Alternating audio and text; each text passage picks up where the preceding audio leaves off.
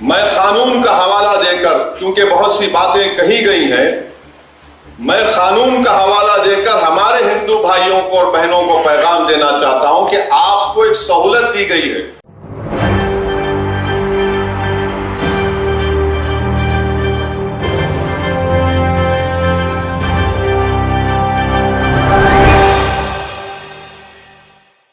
नमस्कार, मैं Nazmeen Khan camera person Arjun के साथ आप देख रहे हैं SPN 9 न्यूज।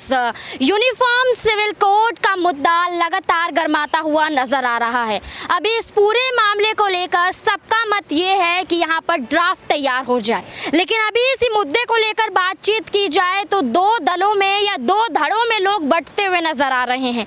एक धड़ यहाँ पर इसका समर्थन कर रहा है तो दूसरा धड़ यहाँ पर सीधे तौर पर इसे खारिज करने की बात कर रहा है। यूनिफॉर्म सिविल कोड के मुद्दे को अगर हम समझाएं तो सीधे तौर पर यहाँ पर कुछ ऐसे नियम आते हैं, कुछ ऐसे यहाँ पर कानून आते हैं जिसके तहत उन्हें मानना बहुत ज़रूरी हो जाता है।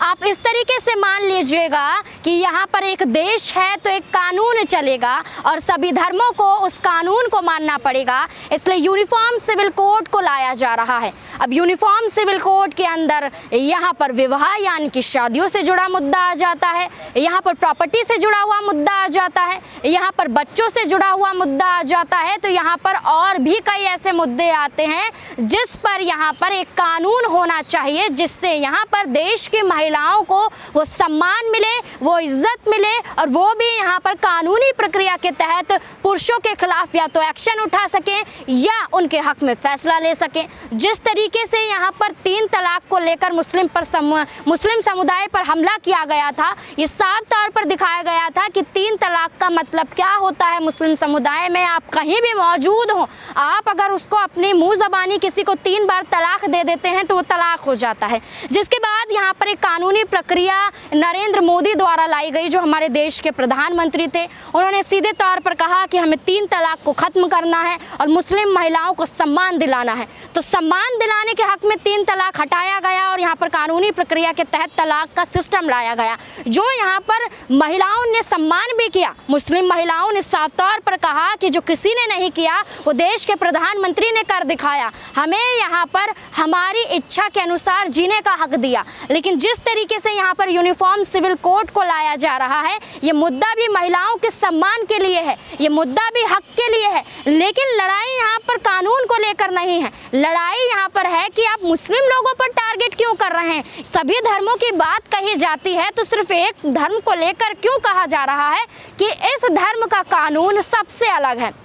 अब विवाह की बात कही जाए तो मुस्लिम समुदाय में आप 1 से ज़्यादा शादियां कर सकते हैं और इसी को टारगेट भी किया जा रहा है और 2024 का चुनाव भी नज़दीक है।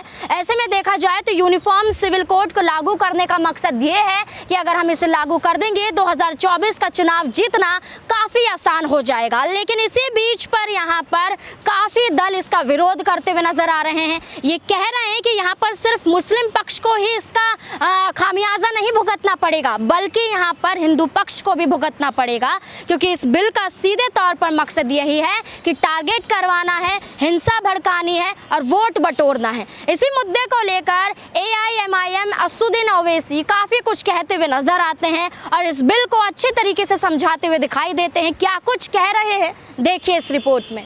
मैं कानून का हवाला देकर, क्योंकि बहुत सी बातें कही गई हैं, मैं कानून का हवाला देकर हमारे हिंदू भाइयों को और बहनों को पैगाम देना चाहता हूं कि आपको एक सहूलत दी गई है। हिंदू मैरिज एक्ट 1955 में सेक्शन 5 सबसेक्शन 4 और सबसेक्शन 5 में उसमें यह कहा गया कि शादी उन लोगों में नहीं हो सकती जिनमें सपिंदा रिलेशनशिप हो, मगर आगे जाकर कहा गया however there is an exception carved out if there is a custom or usage, यानी आप अगर आपके हिंदू भाइयों में है कि अगर उनके वालिद के 7 नस्लों में और मां की तरफ से 5 नस्लों में कोई रिश्तेदार है तो शादी नहीं होगी, मगर उसका एक्सेप्शन दे दिया, यानी उसका एक्सेप्शन उनको दे दिए। अब आप ये एक्सेप्शन खो देंगे, क्योंकि जब यूनिफॉर्म सिविल कोड अगर आएगा तो एक्सेप्शन कैसा मिलेगा आपको? कस्टम है तो फिर मेरा भी कस्टम है, याद रखिए आप। तो यकसानियत कैसा अगर पैदा करना है तो कैसा होगा, ये आपका नुकसान होगा। दूसरा सेक्शन 7 है ceremonies of Hindu marriage act का, कि आप अपनी शादी अपने कस्टमरी राइट्स के तहत, यानी आपके जो रिवायती हैं उसके तहत आप करें। यूसीसी आएगा तो सेक्शन 7 चला जाएगा। सेक्शन 29 सेविंग्स का क्लॉज है, वो चला जाएगा। और सेक्शन 2 सबसेक्शन 2 है जो शेड्यूल्ड ट्राइब्स को एग्जेम करता है, उनको ये कहा जाता है, उसमें कहा गया कि Hindu marriage act scheduled tribes पर अप्लाई नहीं होगा, तो फिर ये हमारे शेड्यूल्ड ट्राइब भाइयों का भी नुकसान होगा। फिर सेक्शन 3 का डेफिनेशन है जिसमें ये बताया गया कि कस्टम एंड यूसेज क्या है, वो आपसे चला जाएगा हमारे हिंदू भाइयों से। और तमिलनाडु के हमारे हिंदू भाइयों को मैं कहना चाहूंगा कि Hindu marriage Tamil Nadu amendment act 1967, इसमें अंग्रेजी में पढ़ता हूं, सेक्शन 7 उसमें डाला गया 1955 के कानून में। क्या कहा गया, introduce a special provision regarding सूया मरिताई एंड सितुराता मैरिजेस, और उनके जो कस्टमरी रिचुअल्स हैं उसके तहत करेंगे। अब जब यूनिफॉर्म सिविल कोड लाया जाएगा तो आप इस चीज से महरूम हो जाएंगे तमिलनाडु में। फिर हिंदू सक्सेशन एक्ट पर आ जाइए आप। हिंदू सक्सेशन एक्ट ये कहता है कि सेक्शन 5, ये देखिए सेक्शन 5 आप लूज कर देंगे। माने अगर किसी को एक स्टेट है, किसी को एक को दे दिया एक आदमी को, और इसका मिसाल दे रहा हूं, बीजेपी के जो शाही खानदान के लोग अभी बीजेपी मध्य प्रदेश में है, भाई और उनके मरहूम भाई और बहनों में आज भी कानूनी केस चल रहा है। नाम लूंगा तो फिर मीडिया वाले 6 बजे से मेरा निकाह शुरू करेंगे, तो अक्लमंद को इशारा काफी है। जैसे कि आपने असदुद्दीन ओवैसी को सुना, उसके बाद सीधे तौर पर ये कहा जा रहा है यूनिफॉर्म सिविल कोड का मुद्दा अब सुप्रीम कोर्ट में उठाया जाएगा। जिस तरीके से सीएनआरसी का विरोध किया गया था और वो लड़ाई सड़कों पर देखी गई थी, वो लड़ाई संसद में देखी गई थी और वही लड़ाई कोर्ट में भी देखी गई थी, तो ठीक उसी तरीके से यूनिफॉर्म सिविल कोड की लड़ाई भी यहाँ पर सुप्रीम कोर्ट में कपिल सिब्बल द्वारा उठाया जाएगा। कपिल सिब्बल का सीधे तौर पर यही कहना है कि कौन देश में रहेगा, कौन देश में नहीं रहेगा, ये हमारे देश के प्रधानमंत्री तय नहीं कर सकते।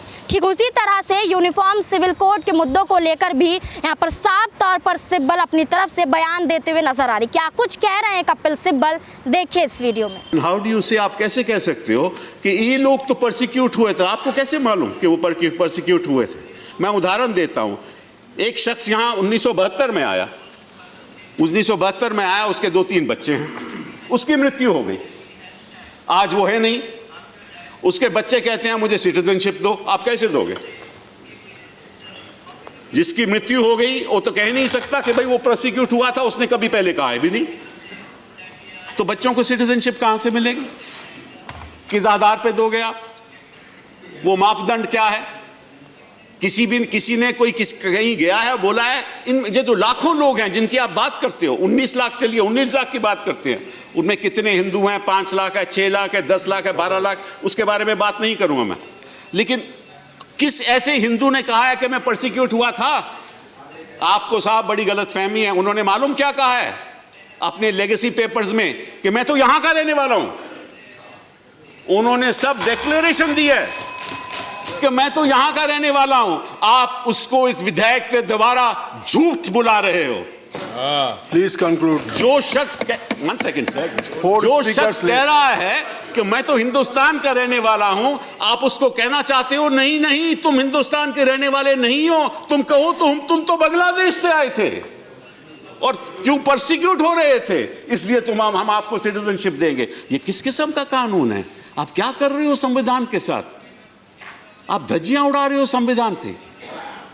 आपका मकसद क्या है? आपका मकसद तो हमें मालूम है, 2014 से हमें मालूम है आपका मकसद क्या रहा है। कभी घर वापसी, कभी लव जिहाद, कभी ट्रिपल तलाक, कभी सीएबी, कभी एनआरसी, फिर दोबारा एनआरसी, मतलब के फिर 370। आपका लक्ष्य हमें मालूम है।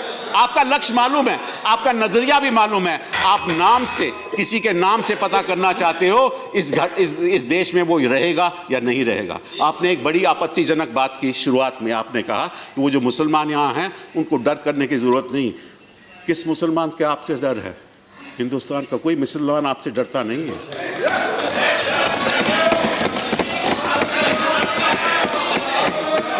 ना मैं डरता हूं, जहां इस देश के नागरिक डरते हैं, ना कोई मुसलमान डरता है। डरते हैं तो हम संविधान से डरते हैं, जिसकी आप धज्जियां उड़ा रहे हैं।